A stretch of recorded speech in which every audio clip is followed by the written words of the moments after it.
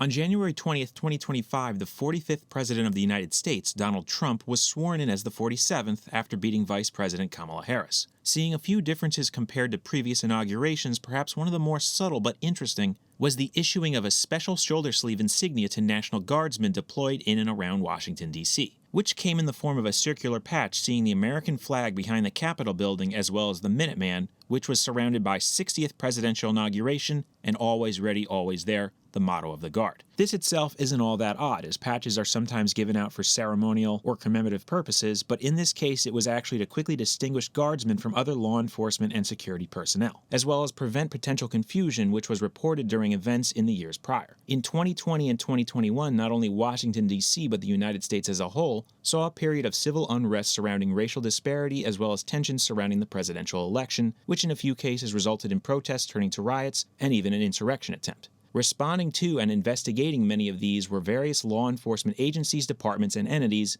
many of whom wore a mix and match of uniforms and gear, with the most common camouflage pattern being multicam or ones that stemmed from it. Couple this with a few instances of unmarked units and quite a bit of confusion and concern arose, which extended into the inauguration of Joe Biden, exacerbated by the massive influx of security personnel. And so to prevent this patch was created, with the reasoning being summed up rather simply by District of Columbia National Guard Deputy Chief of Staff of Operations, Colonel Larry Doan, who stated, "It's tough these days where it feels like every law enforcement agency and everybody out there wants to wear the same camouflage pattern that I'm wearing."